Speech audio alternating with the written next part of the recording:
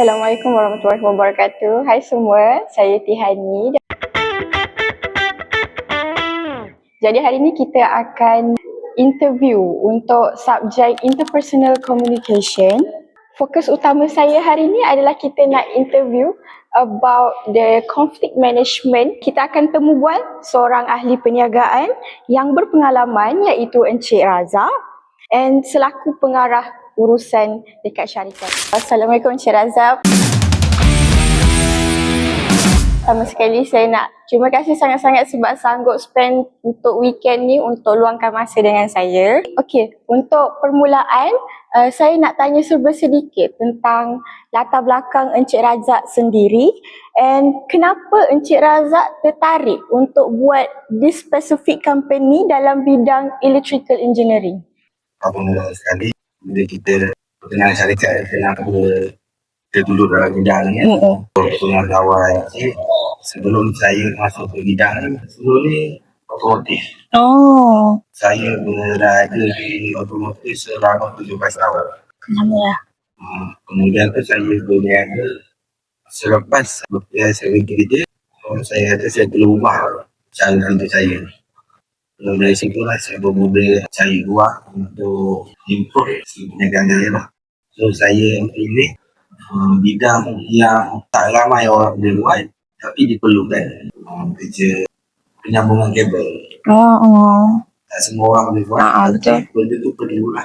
Okay, dah after Encik start this company, macam mana gambaran hari-hari Encik as a owner of the company?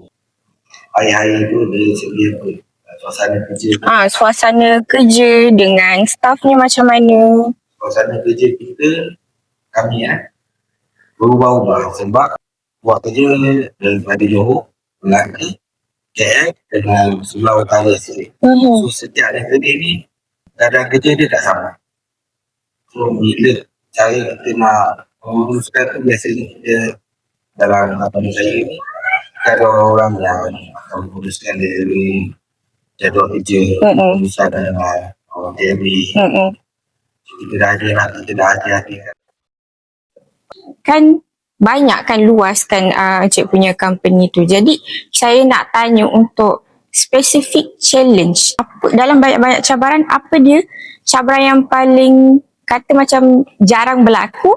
Apa dia cabaran tu? Mungkin dari segi keselamatan ke? Banyak isu ni.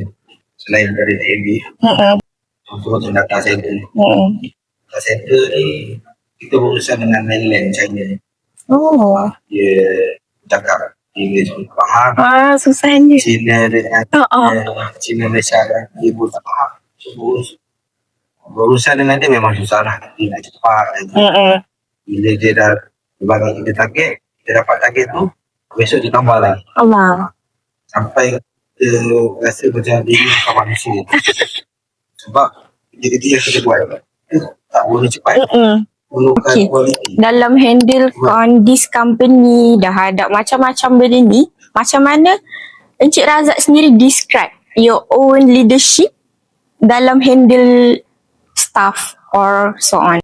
Lebih pada contoh lah. Contoh Kita jarang terus cari kita bagi hukuman terus, tak ada lah. Biasanya dengan contoh pun biasanya berjaya lah. Tapi ambil masa. Betul. Tapi ada dan slow talk, kadang tak function juga. Apa juga cara? Kita try repair dia dulu. Betul-betul. Cari punca masalah dia datang dari mana. Kalau dia dah lambat, apa punca dia. Kalau dia asyik datang, dari apa punca dia.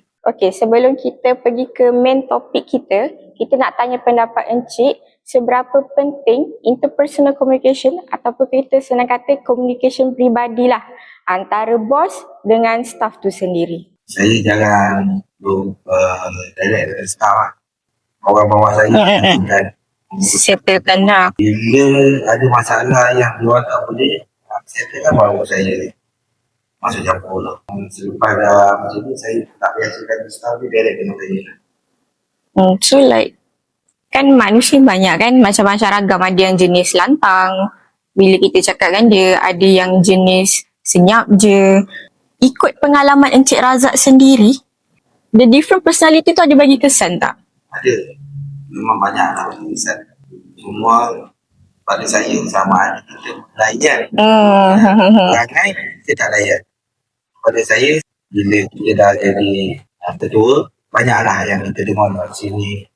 Saya tak akan ambil tindakan apa-apa ataupun percaya apa-apa selagi tak ada informasi saya. Betul.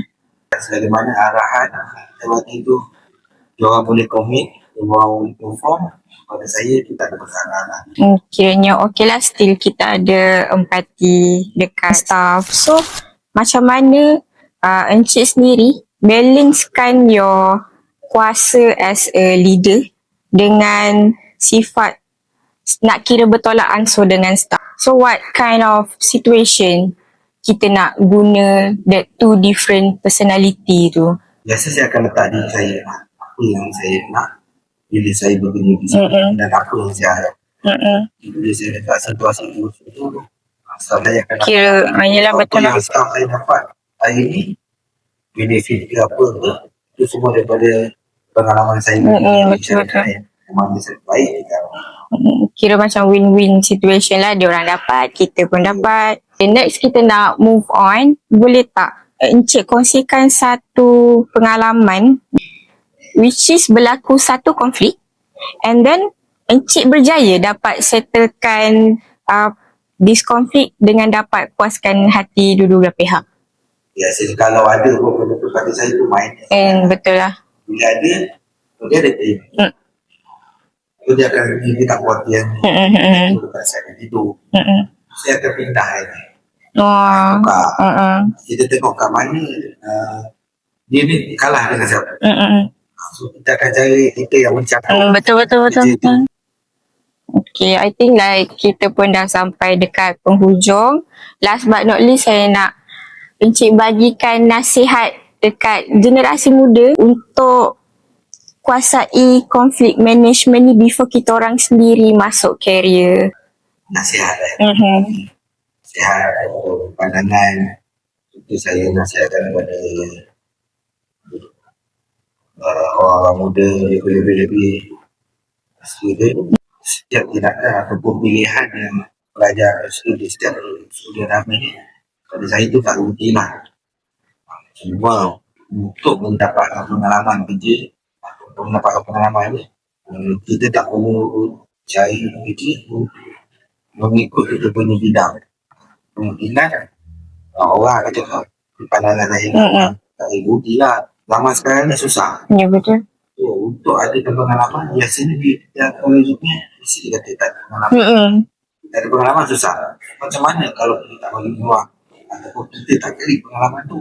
Lepas tu tengok kita ada setting tak dengan kamu. Kita ada nak menjaga tu. So bila kata ada nak menjaga, dia ada dalam lain. Dalam kita kena cari pengalaman macam mana nak menjaga. Biasanya bekerja dulu lah. Nasihat saya, kalau saya kerja, tak perlu memilih asalkan benda tu berbaloi. Takut dua, bila dah kerja, jadilah pekerja terbaik. So saya tu, kalau kita jadi tukang sapu tu, jadilah tukang sapu terbaik. Kalau jadi tukang kebun, jadilah tukang kebun terbaik. Kat mana kita duduk? Do the best lah.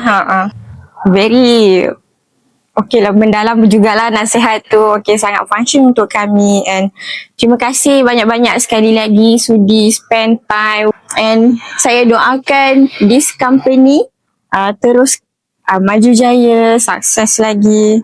And terima kasih sekali lagi lah Encik Razak. Okay. Semoga perkongsian kita pada hari ini dapat bagi banyak manfaat kepada anda yang menonton. And good luck to the Gen Z, generasi kita. Dan terima kasih banyak-banyak. Terima kasih menonton.